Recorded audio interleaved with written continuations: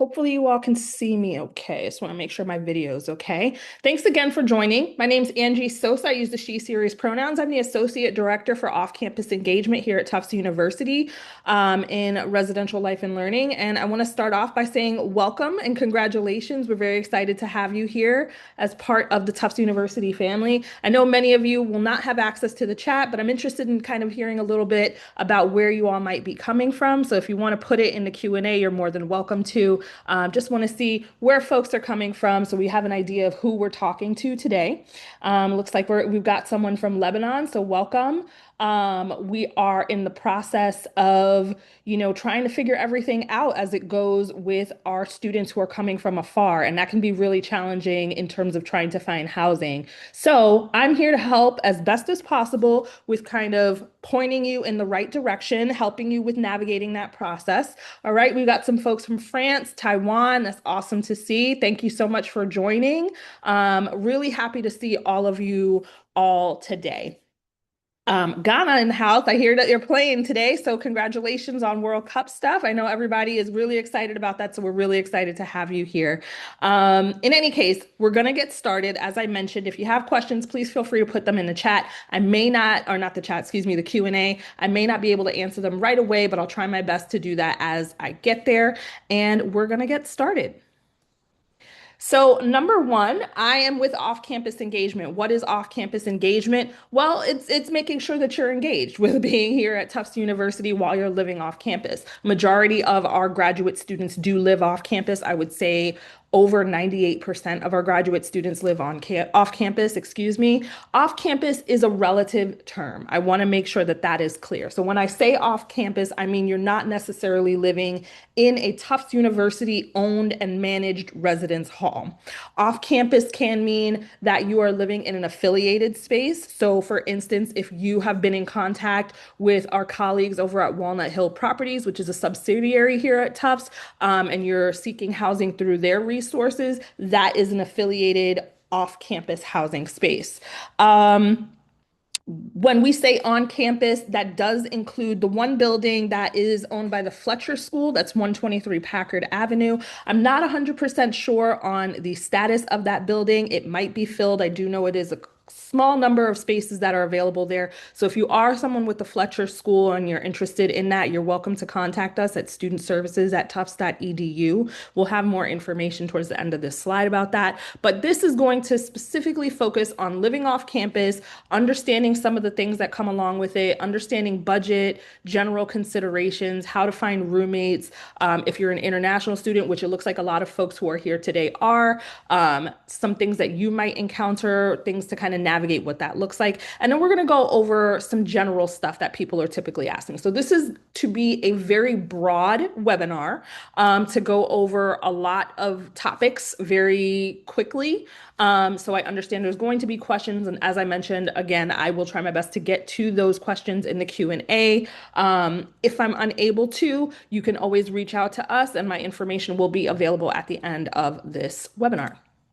So number one, what do we do in off-campus, engagement? We've got a lot of things that are going on. As you can see on this page here, this is our partner website that we work with apartments.com. A lot of universities in the area and across the nation here in the United States use a similar site. This is really helpful if you're familiar with the generalapartments.com platform. It is very similar. You'll be able to kind of see available housing options. The cool thing that applies to you all as residents, or excuse me, not residents, students at the university, is you can log into this using your university credentials. So that means it has to be someone from a .edu email address that's associated with this group. So anything that you use to sign in to your Tufts email or your internet or anything like that, that is the same credentials that you would use to log in here.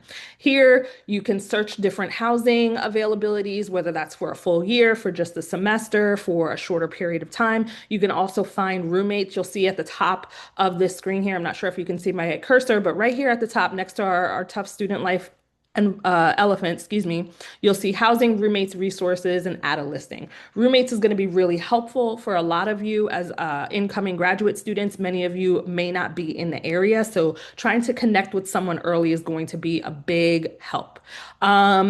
There, you'll create a profile. You can see other people's profiles. There's a lot of filtering that's available there, so you can feel free to kind of see what's around there. It'll be open to more than just the Tufts University students, so that's another positive with using a site like this. So really being able to see like, what are your options? We're situated here in Medford and Somerville.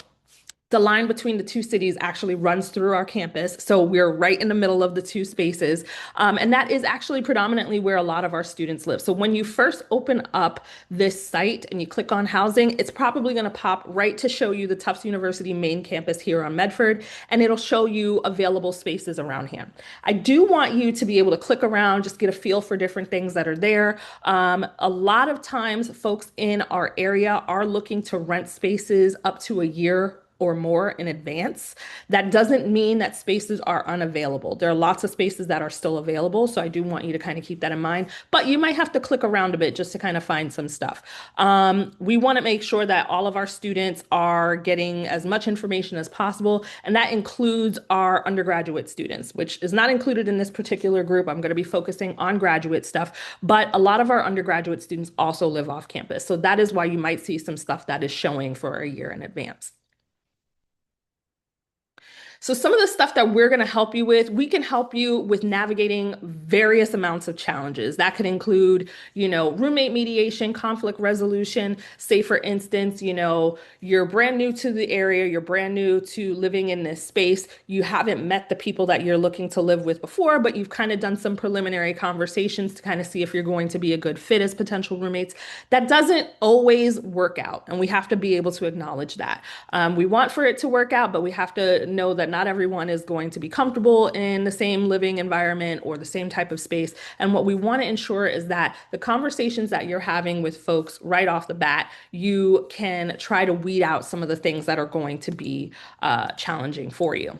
So we can help with having some of those conversations, and we can help you with navigating what those conversations look like, how to potentially address them if you're not sure how to address them, etc. One thing to keep in mind is that when you are living in your off-campus space, you are going to be likely in your own bedroom, which is a big positive, right?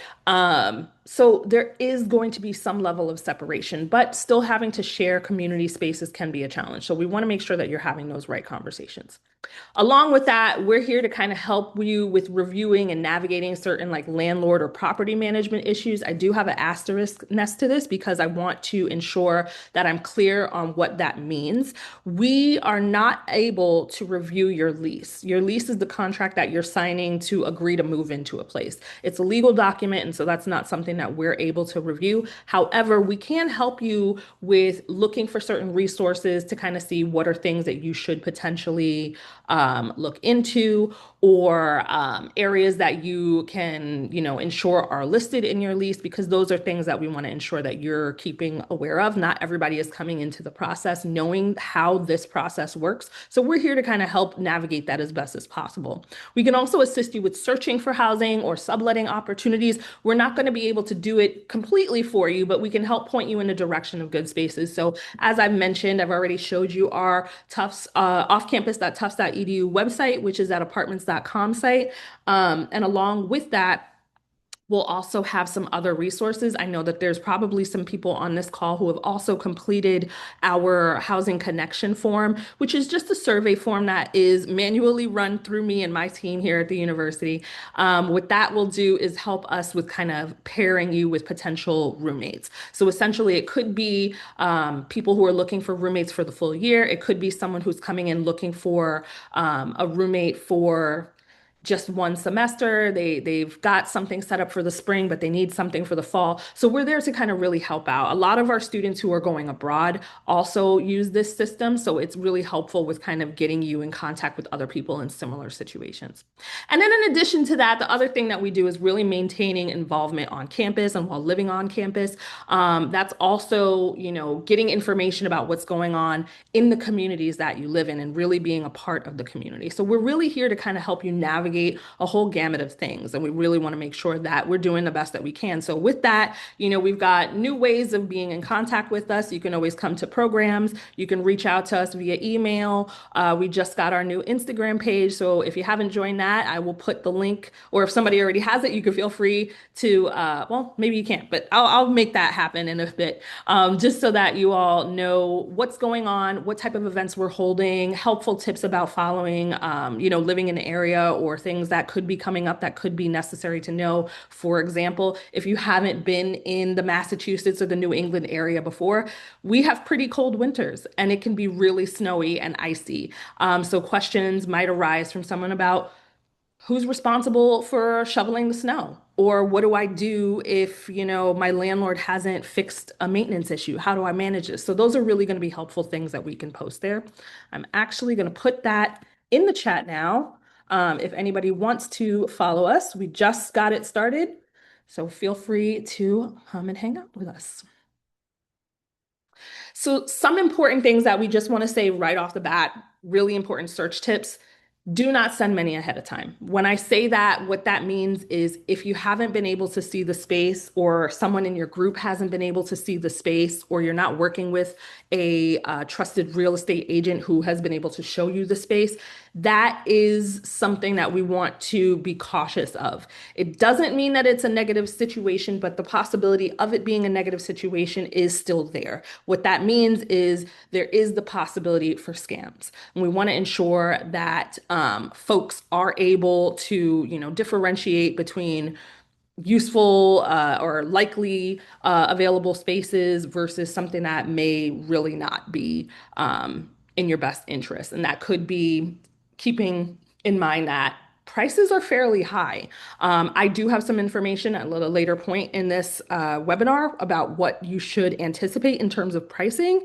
However, if you're seeing something explicit and really low comparatively to what we're listing, excuse me, you might want to be a little bit cautious as to what that is. The other thing is, if you're able to be here, or if you're able to be in contact with someone, whether it's a family member, a friend that lives in the area, or someone who maybe you're potentially rooming with who can view the spaces in person, or if you're working with a realtor, those are really good ways to kind of get ahead and be able to ensure that the space is legitimate. So number one, don't send money ahead of time until we're in a better space and we know, okay, I feel comfortable with this. The person that I'm living with has seen the space, they've confirmed that the space exists, etc.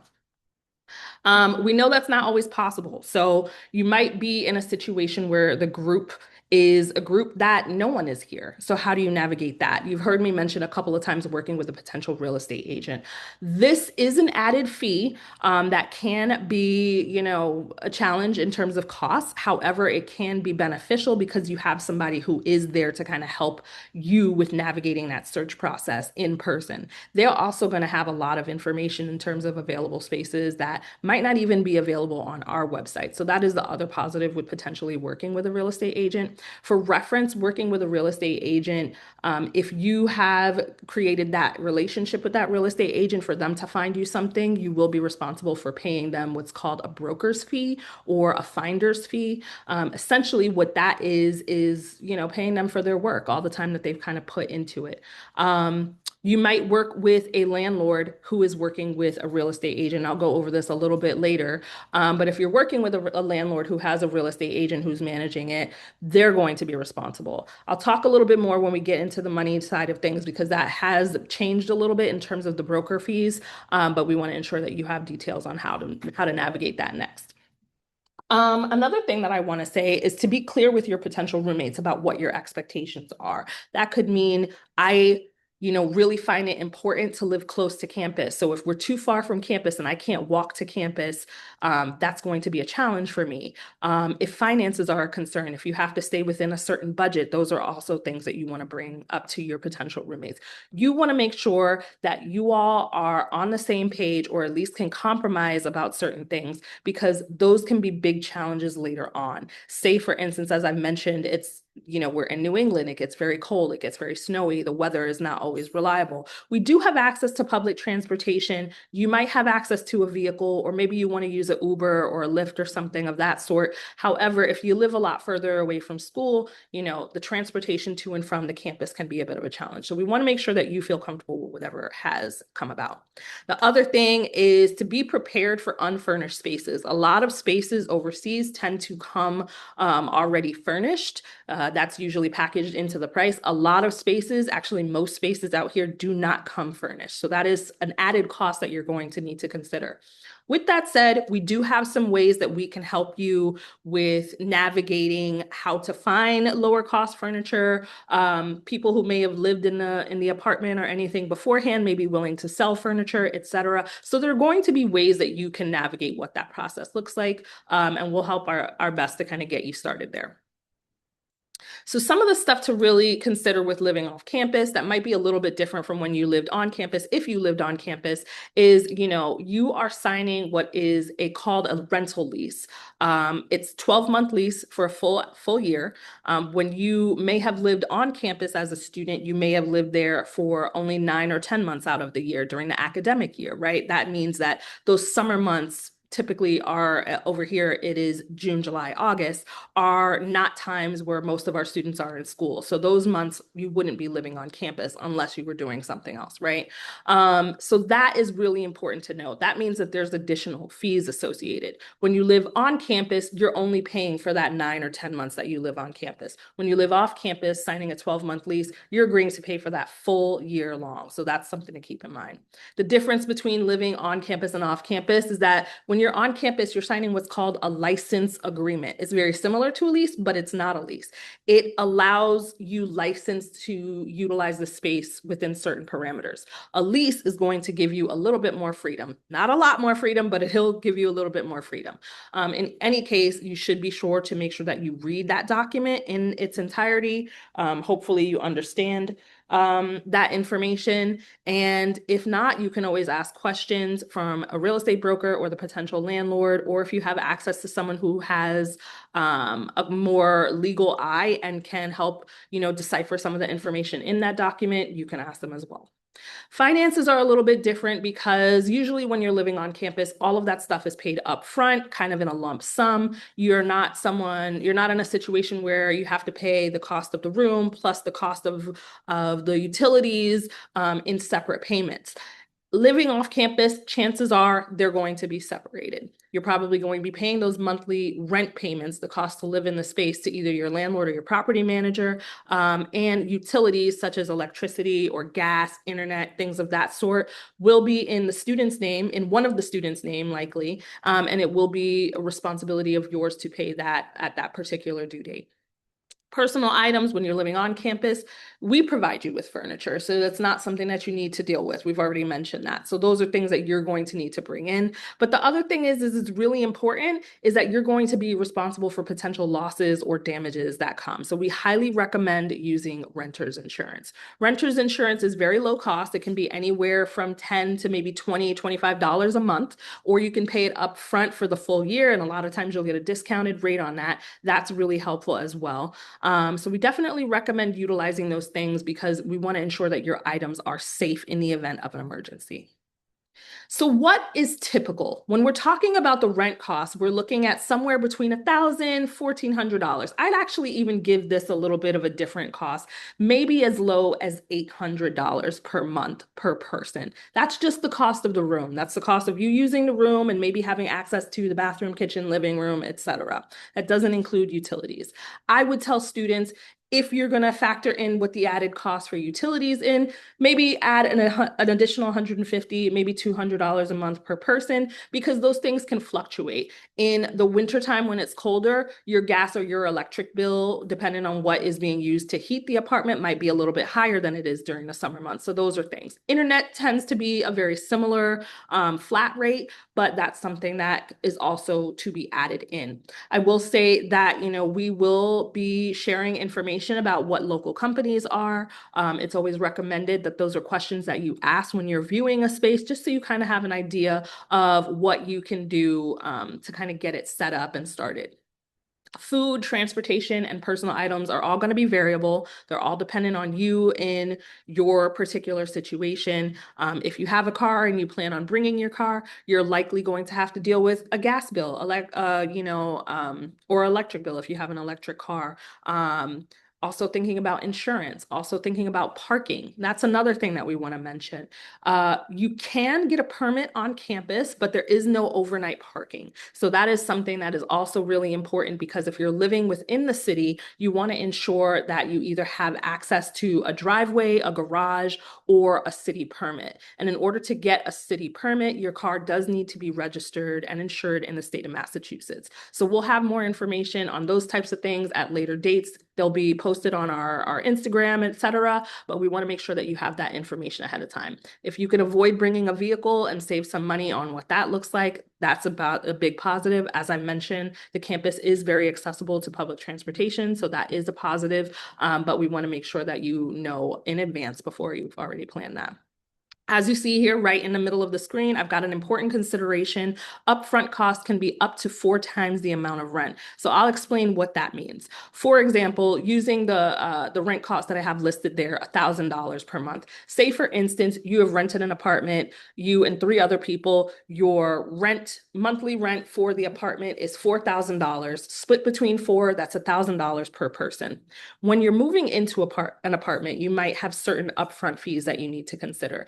That could be the first month of rent, so the first month that you live there, so that's $1,000. The second month, or not the second month, or excuse me, the last month of rent, which is the last month that you live there, another $1,000. So that's 2,000 right there. If you're working with a broker and you are responsible for the fee, you're going to pay up to the amount of the cost of rent. So 4,000 divided by 4, that's an additional $1,000. And if your landlord does have a stipulation where they require a security deposit, here in state Massachusetts, the security deposit can be as high as the amount of 1 month's rent. So that's another $1,000. So up to 4 times the amount, that means you yourself, person one, would be responsible for approximately $4,000 at the front. As a group, 4 times 4, $16,000. So it does sound like a lot, and it is a lot, but they're going to cover very specific things that we want to make sure that you know in advance. So what I always recommend is pay attention to what your budget is, start thinking about what you can actually afford. So then that way, when you start to look or you start to actually have those important conversations, you know what is actually doable for you. You can also consider other ways to really budget appropriately. For instance, we've got a lot of different wholesale clubs in the area where you and your housemates might be able to split the cost on items that you all use. That could be soap or toilet paper or things like that. You can call utility companies ahead of time. So that goes back to the gas, the electric, and the internet companies, finding out who services your particular apartment and finding out what's the general average of the cost of gas bill in this particular apartment, month to month. The utility companies can give you that information, and keeping in mind the size of the apartment, approximately how many people might live there, those are things to keep in mind. If you've got 2 people living in a 1 bedroom apartment, rather than one person living in a 1 bedroom apartment, the cost of gas and electric might be slightly higher because now you have 2 people who are utilizing the utility. So keep those things in mind. And I've already mentioned some stuff about parking, so I'm going to pass over that. Working with a real estate agent or a broker, and I mentioned some of this stuff earlier. Number one, it can be really helpful because they are going to be doing a lot of work for you, and that is a big add. You will likely, if you have a contract with them, you will be responsible for covering that cost. As this state says, or as this slide says, excuse me, there's a new law in Massachusetts which took effect last year, specifically set so that people are not caught by surprise by who is responsible for covering this cost. And the basic rule is whoever creates the relationship with the real estate broker is the person responsible for paying that fee. So if a landlord has created a relationship with the broker to list their space, to have it available, et cetera, to reach out to people to find it, the landlord should be covering that fee. I am going to throw an asterisk there because while they are responsible for it, there isn't anything that says that your rent has to be at a certain level, not yet at least. And so in this particular situation, your rent could go slightly higher and maybe in the landlord's eyes to kind of back cover the cost of the broker's fee. So that's something to really keep in mind. It can be a little bit of tricky, but I want to make sure that that information is available so that you kind of have information on like how that can play into everything. So tips for budgeting, going back to the idea of wholesale clubs and all of that, these have some things on like how to kind of locate some pieces of furniture, perhaps. We work along with our partners over at the MIT Furniture Exchange. They're a really cool program where they do sell some furniture at a lower cost to students who may be associated with the particular program. So all you would need to do is show your ID when you arrive so that they know that you are a Tufts University student and you're eligible to purchase items there. You can find some things like couches, beds, dressers, tables, etc. Facebook is not really available for a lot of people, or a lot of people are not really accessing it like they used to. However, it is still a useful service for things such as everything free pages. So, a lot of the towns out here, Medford, Somerville, Arlington, Malden, a lot of the towns, individual towns, will have group pages called everything free pages where people are giving away items for free. That can be clothing, that can be media, that can be furniture, etc. So those are really good places to look. You can also look at Facebook Marketplace for those types of things. Another thing I'll throw out there about Facebook Marketplace is that people do also look there for rentals. There are rental sections, but similar to every other site, we want you to use your discretion. Make sure that you feel comfortable with the process, you've seen the space in person, etc. I've already mentioned the wholesale club, so I won't go back to that, but I will talk about other resources that are available. We have a campus dining center. We have a couple of campus dining centers, so you're welcome to see about potentially getting a meal plan if that's something you are interested in. You're also able to purchase things one-off. You don't need a meal plan to purchase foods.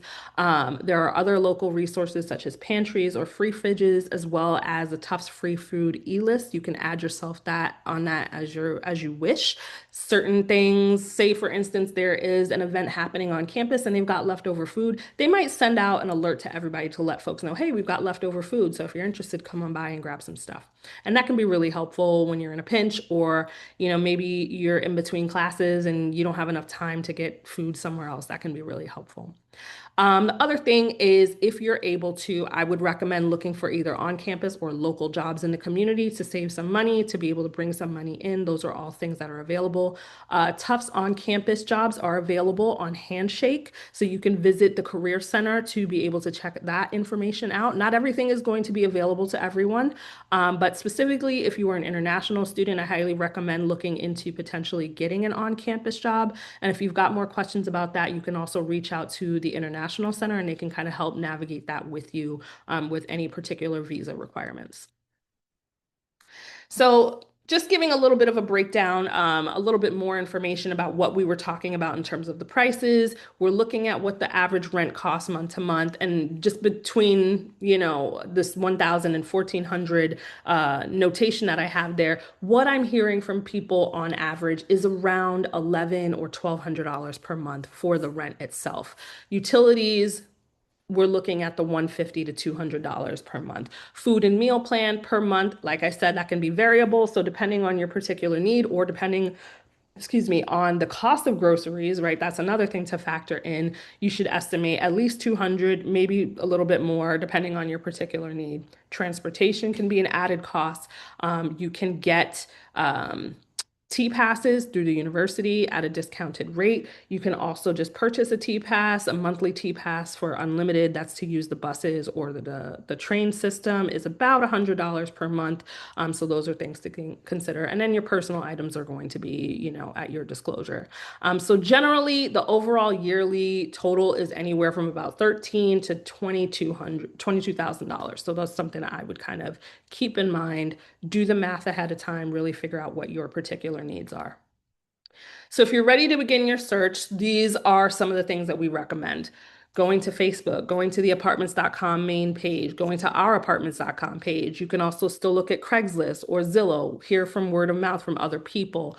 A lot of times there are conversations that are happening in the individual schools or in the individual departments where students are connecting with other people who are already here and learn about either spaces that are opening up or finding roommates. So those are all things that you are able to do.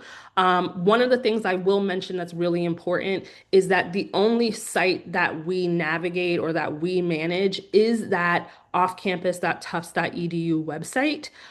So if you come across something that you're believed to be a scam, maybe you viewed it, it doesn't look like the pictures or the information has changed or something like that, you can always alert us through that website and we'll talk to our people on the back end to see if it's, at the level of us needing to remove it or if we need to have a more in-depth conversation about some of the things to expect. These other sites or other things are not things that have been vetted by the university or by my team. And so you're really going to have to use your own discretion in doing that. I do want to make sure that you know that. With that said, the Tufts apartments.com site is also not something that we vet, space to space. So I do urge you to use your discretion in looking at any space, whether you found it through our site or through anything else. The only reason I mention that is because I do want to ensure that you know that you can flag something for our attention if you believe it to be a scam. With that said, I also want to mention, as I've noted in the chat box, we did just get our first Instagram page, which is awesome. That is also the only social media that my team navigates. So if you're on Facebook and you're seeing things that say Tufts off-campus housing or anything like that, that is also not run through us. That is something that has existed for a while, and we've been trying to contact the administrators of those particular sites as well, just to kind of clarify some things for people because it can be really confusing. So if you're looking at social media stuff, we only have an Instagram page that is monitored by us. And if you're looking at other areas to kind of look for spaces, we urge you to use your discretion in all spaces. When you're looking for roommates, that can be really challenging. It's really helpful because it's going to cut down living expenses that are really associated with living in such a high cost area like we are in, whether that's Boston or just on the outskirts of Boston. But it can be really difficult because if you're not used to it or you don't know the other person, trying to find compromises to feel comfortable in your space is going to be really important.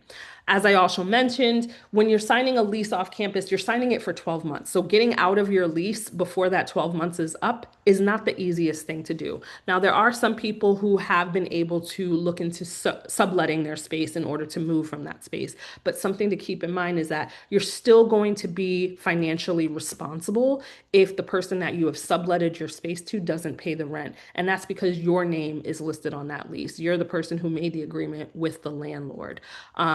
If you're subletting your space, you're kind of the landlord with that person who you're subletting it to. So it does take a little bit of some finagling to kind of figure out what that process looks like.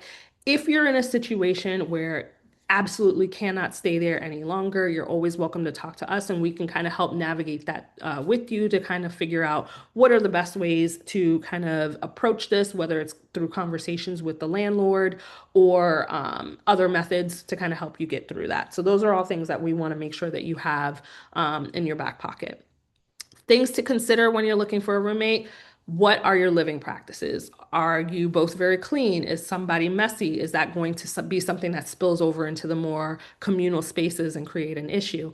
Are you someone who prefers to use your space as a study space, or do you want to use it to socialize? That can be really challenging if you have people who are planning to use the space very different. So I think it is really important to be clear about what your expectations are. What are your likes, your dislikes? What are you willing to negotiate and compromise on? Compromise is a huge thing. So everybody should be open to what that looks like. And also, if you're able to try and get to know the person before selecting them as a potential roommate right away, that's really important. I know a lot of times what people will do is they'll go and they'll check out their social media just to kind of see things that are posted, but not everything on social media is true. So I do urge you to use discretion there as well. This is a screenshot of our apartments.com site where you can find potential roommates. So here you would go to this roommates section and it'll show profiles of potential people. Here I have it filtered just, likely by basic information, but as you can see, it has student from Boston University, Northeastern University, also at Tufts University. It'll give a little bit of information about that person. Actually, I think we have a little bit more. So that's that roommates section. Here is where you can do an advanced search. So you can say, I want to live with people who are only going to Tufts University. I'm looking for someone specifically for the fall semester, et cetera, et cetera. So you'll be able to specify there things that you were looking for. And in that way, that can help kind of whittle down what your options are. Now, I will say this. The more filters you have, the smaller your group of people is going to be. And that's either with this or even if you're filling out our on-campus housing connection form. We want you to be as open as possible. So really think about what the important things are to you when you're actually going through this process. So this is just a enlarged version of one of the students from that previous page. It kind of gives a little bit of a breakdown of what their particular things are. So we'll see that, where they're from, what they're going to be studying. They are looking for a roommate to fill a second bedroom. They've got a cat, et cetera, et cetera. So those are all things that we want to make sure that you are looking at. But also when you're creating your own profile, these are things that are important to share with people. Keep in mind that if you have, whether it's a pet or a service animal, that's something that you might want to mention because it could be that the person that is potentially interested in living with you, you guys get along great, but maybe they're allergic to cats, and that's not going to be something that is going to work out, right? So that is something that is important. So use your discretion, determine what you think is the most important bits to note, but ensure that you are as upfront as possible. So that way, when you're actually talking to people, you kind of know what you're getting into so far. Here, you'll see what is a message section that comes up also on that page. So you'll be able to kind of message people. I've kind of widened it out up here, but this is where you would see a phone number. If the person has put their phone number, you'll have their email address. You can make a note of what date you're planning to move in, and then you can write them a message. These messages will go straight to that person's email address. So because you're utilizing your Tufts University credentials, it'll go to your Tufts University email address. So those are all things that are really helpful. Of course, people are communicating through other means, whether it's text message, WhatsApp, GroupMe, Instagram, etc. So those are all things that are also possible, but this is another option for you. As I've continually said, you really want to ensure that you're having those tough conversations, not only with, your roommates or other people, but also with yourself, because we are comfortable living a certain way. And we need to ensure that, when we move in with another person, that that person still has the opportunity to be comfortable themselves. So it's really important to keep that in mind, but also recognize that even you don't need to be best friends. And sometimes even living with friends can be challenging. Sometimes friends are not the greatest housemates. So those are things to really keep in mind while you're doing that. If you are a non-local student, as I've mentioned, it's really important that you kind of start this process early because you're coming from a much further place away. You want to make sure that you've done everything you need to do to try to meet people if you're looking to live with a roommate. If you have already gotten an apartment and you are looking to fill the space, it's beneficial to kind of meet people. Maybe you are looking for a group to join who are also looking for a space that can be beneficial. So there's lots of ways to do this, like I said, through that roommates page, or you can also reach us at our off-campus housing search survey. For international students, this is also going to be very important for you. Some of the paperwork that you might be asked for during that application process. So, say for instance, you have gone, you've seen an apartment, you love the apartment, you're ready to apply for it. The landlord is going to ask you to apply for it, likely fill out an application, a literal application that's going to say, all right, well, What's your social security number? If you're an international student, you might not have a social security number. Those are usually provided to folks who have on-campus jobs or who have had an on-campus job because that is how taxes get taken out from your pay. And in that case, landlords can also utilize that information to determine if you have a positive credit history. If you don't have that, you can potentially utilize either a guarantor or it's also known as a cosigner. That can be another person or sometimes a company who will serve as kind of a proxy. So if you're unable to kind of provide a credit history of your own because you may be an international student or maybe you're a student who doesn't have an established credit history, utilizing a cosigner can be a beneficial thing. But trying to find someone who is okay with doing that can sometimes be challenging. So we do urge you, if that is something that you need, to start that process earlier. It's not required that you provide your I-20, which you can receive from the International Center, to potential landlords, but it has been helpful for some people. It's totally up to you as to whether or not you want to do that because that's personal immigration information. But in the event that that is something, you can speak with the potential people to kind of determine, well, what type of information are you looking to get? Is the I-20 the best piece of information to show that, or is there something else you can get? More or less, they want to know that there's a proof of income. What that means is either you have a job that's paying for it, maybe you have a scholarship, maybe you're a PhD student and you're receiving some money for the program. Those are things that they want to see so that they can prove or they can ensure that you have a plan to be able to pay the cost of the rent. That's the whole point. The landlord, the real estate broker, the property manager, they all want to know, is this person going to pay their rent? Are they going to pay their rent on time, etc. So that's the point of doing that credit check, that background check, etc. That's the point of showing a proof of income. You can request residency verifications. If you were a Tufts student, you can request it from our office. You could potentially request it from another university, or if you have lived in another off-campus space, another apartment elsewhere, you can request that information from your landlord. But basically, that just gives them a little bit of history about your living experiences. You weren't an issue. You didn't have tons of parties, or you weren't a noise issue. You paid your rent on time. You didn't default. All of those things are really beneficial. And then proof of enrollment, which you can get through the student services, or with Fletcher, you can get through the registrar. Those are going to be helpful to show to potential landlords or real estate agents. So that way they have the proof that this is going to be a Tufts University student. This may be the program or the length of time that they're planning to be here, et cetera, et cetera. They may be a little bit more willing. We tell you this information now because we think it's really important to try and get this information as soon as possible. That way, when you get to the application phase of things, it doesn't slow down your process. So these are all things that you should consider.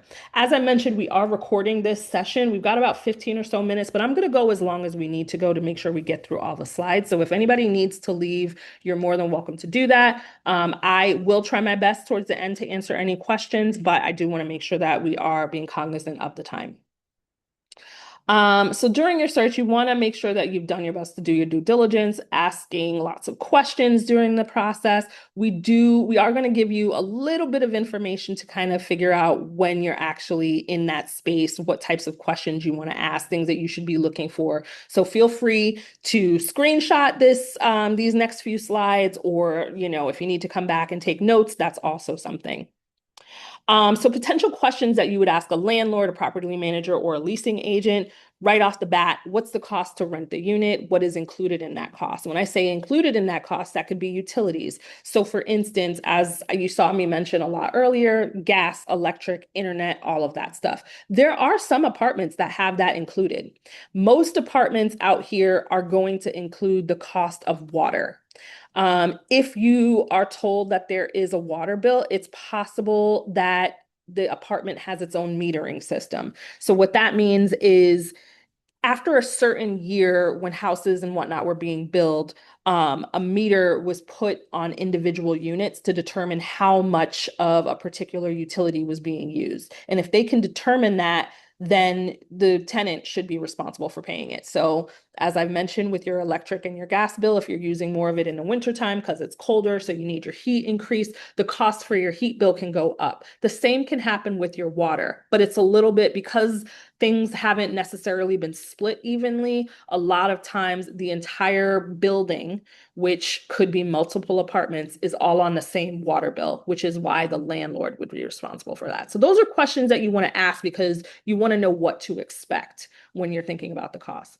You can ask what those upfront costs are associated with renting. As I went over, it could be the first month, the last month, security deposit, and maybe even a broker's fee. But that doesn't mean all of those things are going to be included. You might be able to just pay a first month and security deposit. You might just have to pay a first month and a last month. Those are all things that can also be negotiable. So having those conversations and asking those questions early on will help you kind of navigate how much money you need to have to, be ready to kind of put down the money for it, but also determining like what you need to do to be ready, right? Asking what the preferred methods of payment are. Lots of times landlords will take a check or a money order from, a bank or the post office out here. Some landlords will accept transfers, whether it's through Zelle or through Venmo, et cetera, et cetera. But you want to make sure that you have that stuff established. If you are ever giving a cash payment, make sure that you receive a receipt. That is the number one thing because you want a record showing that you have actually made this payment. When you get a money order from the post office, the money order, part of the money order is the money you give to the landlord so that they can turn it in and get the money from it. And the other part of it is also a receipt for your safekeeping. If you've done something online, you've got a digital record of the payments that you've made and who that money has gone to. So those are all things to keep in mind. I've already mentioned the utilities portion, so that's something to keep in mind. And then in terms of can I sublet the apartment? As we have mentioned, you might run into a situation where you're not interested in staying in the apartment any longer, or maybe you can't stay in the apartment any longer. If you run into that situation, you can ask questions about subletting the apartment. Sometimes the process is going to look different, so we want to make sure that you ask questions to the landlord about what that process might look like. Sometimes the landlord wants to be far more involved in that process. So find out what that is, because if you were to sublet the space and your landlord does not know about it, you could potentially be in breach of contract and your landlord could terminate your lease and evict you. And that is definitely something we do not want. You want to ask how emergencies and maintenance are managed. Who do you contact in terms of needing to get things fixed in the apartment? If something is an emergency, how does the landlord respond to that, etc.? Are there any stipulations with decorating the unit? A lot of times you can't put nails in the wall, or they don't want stickers on certain things. So those are really important because at the end of your lease, you'd be responsible for fixing those things. And that's money that would come out of your security deposit. Are there restrictions to use of certain areas of the property? So that means the property might have a garage, but you don't have access to the garage, or it might have a basement, but you don't have access to the basement. What does that look like? What's the lease renewal process or the lease termination process? That means if you want to stay there an additional year, when do you need to let the landlord know? If you're trying to leave early, when do you need to let the landlord know? Or is there a process? Sometimes a landlord might say, okay, we'll allow for lease termination, but because you're breaking your lease, that basically says that I'm not going to get the full amount that you agreed to. So here's a cancellation clause, a termination fee that you might be charged in order to get out of your lease early. Ask those questions before you sign the lease, because these are all things that you want in the lease and noted in the lease. And then what's the preferred process for moving out? This is a really important one because this is something that I hear from a lot of students is maybe they didn't get their full deposit back because the landlord needed to charge additional money to have the space cleaned after they left. Ask your landlord what their preference is. Do you want the space professionally cleaned?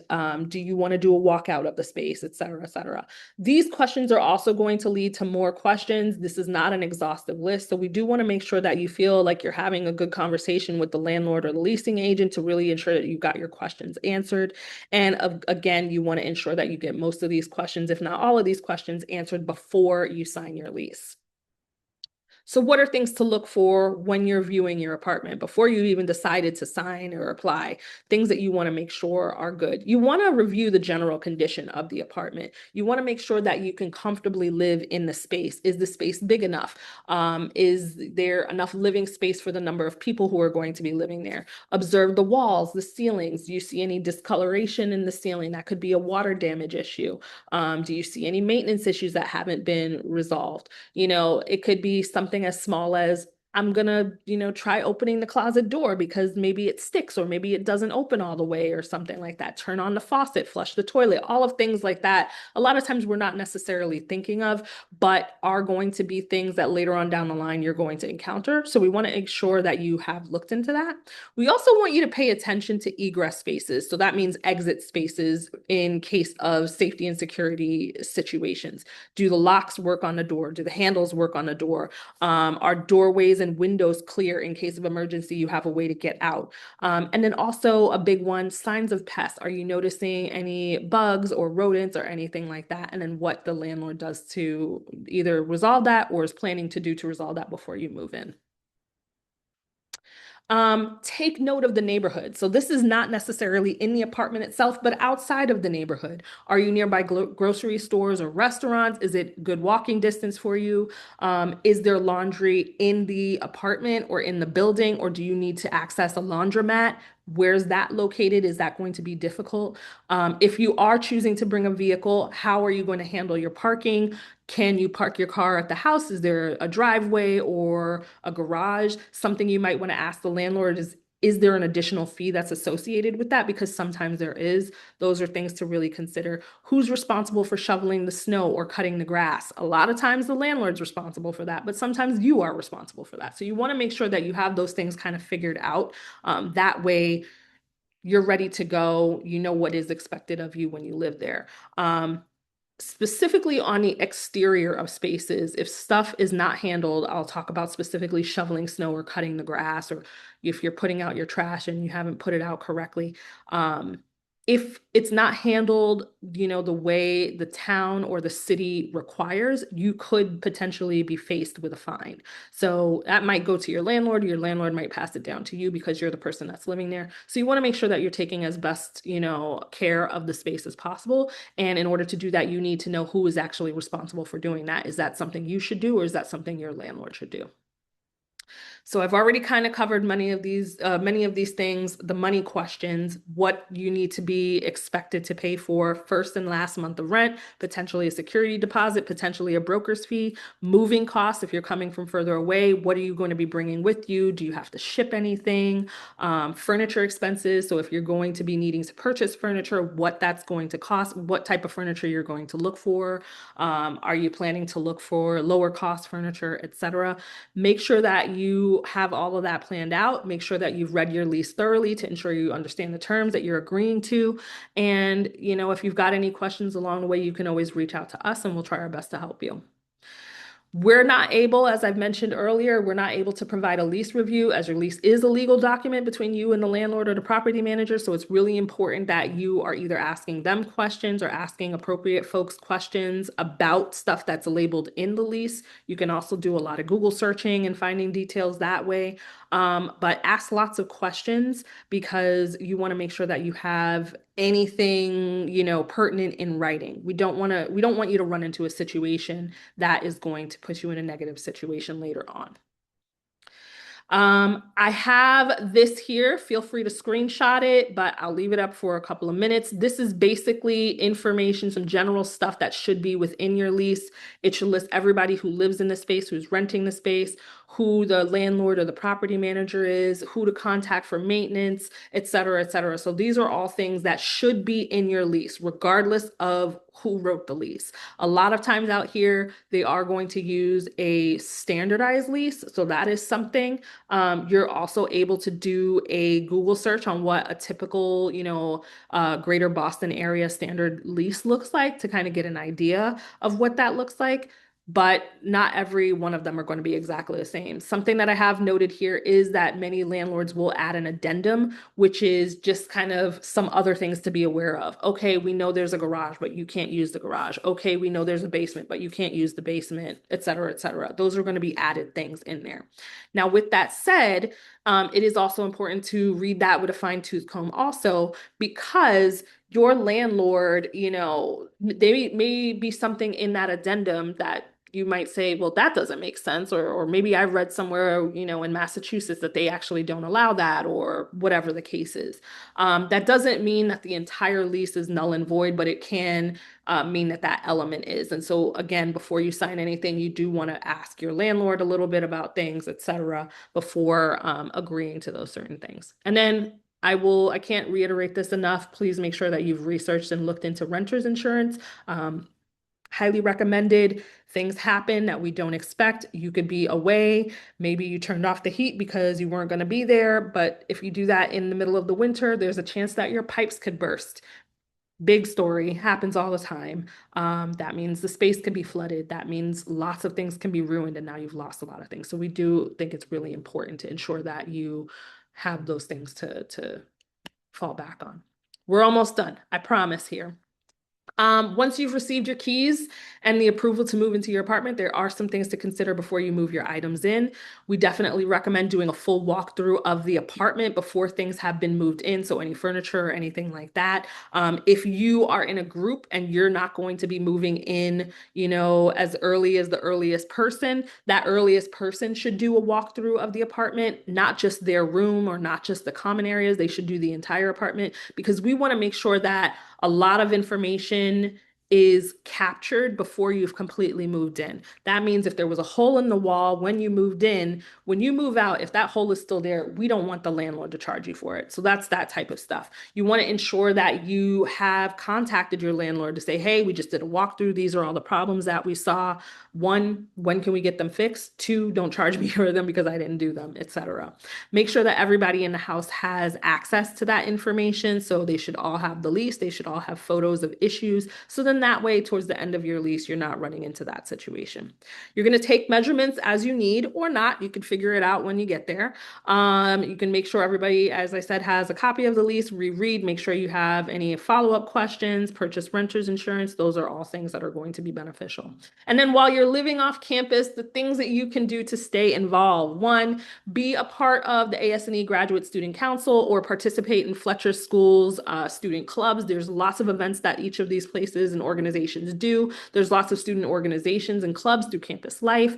We're going to send out monthly newsletters to everyone who live off campus. If we don't have your information, so if you haven't gotten a newsletter from us, it's probably because you're not on our list yet. We don't have your updated address or anything like that to be able to share details with you. But if that's something you're interested in, you can always reach out to us. You can follow Tufts Residential Life on Instagram at Tufts ORLL, or you can follow our off-campus folk at Tufts_off-campus. We're also going to be doing a lot of programming. We're also encouraging you to enjoy the city and the neighborhood that you live in, explore those areas and really get to know things that are going on. Here's some general stuff about health and wellness. You all have access to health services, the dining and the meal plans, counseling and mental health services, or student support. We definitely recommend utilizing any resources that are available to you here on campus. And then here's some general information about contact information. We've got these are all links, so it's going to be a little bit challenging for you, but you can always reach out to us at offcampusinfo@tufts.edu or visit us on our webpage, and we'll have lots of information there. So I'm going to leave this up. I am going to stop recording now, and I'm going to get to our questions. So if you're